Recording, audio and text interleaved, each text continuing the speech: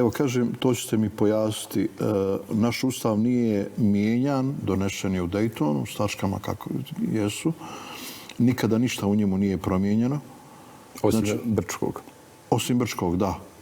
I to je pod pritiskom usvojeno, ali dobro, usvojeno je. Znači li to da sve ovo što je se događalo od Daytona na ovamo ništa ne vrijedi, ništa ne važi?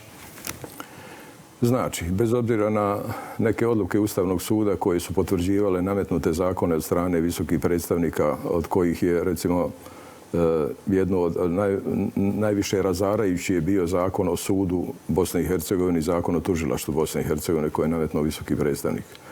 I zapravo, kad pogledate svu tu situaciju, to nije moguće da opstane.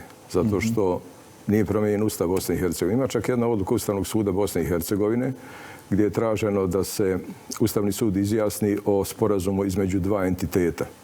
U obrazloženju odbijanja Ustavni sud Bosne i Hercegovine rekao da se Ustavni sud ne može izjašnjavati o sporazumima entiteta jer oni nisu Ustav Bosne i Hercegovine.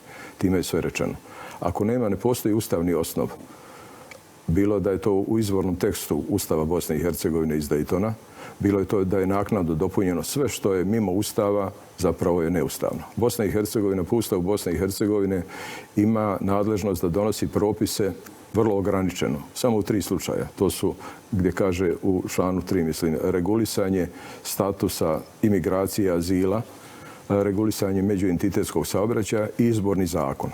A izborni zakon može da Bosna i Hercegovina, da se na nivou Bosne i Hercegovine donese samo prilikom izbora članova predsjedništva Bosne i Hercegovine i članova predstavničkog doma na nivou Bosne i Hercegovine.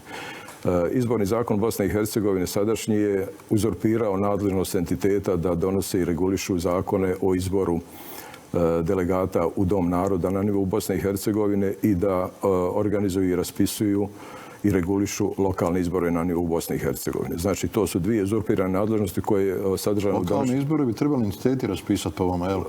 Za lokalne izbore entiteti, a entitetske skupštine, parlamenti treba da izvrše izbor delegata. Osim toga, kad često se govori parlamentarna skupština Bosne i Hercegovine, predsjednički dom Bosne i Hercegovine, Dom naroda Bosne i Hercegovine, Savjet ministara Bosne i Hercegovine, u Ustavu to ne postoji.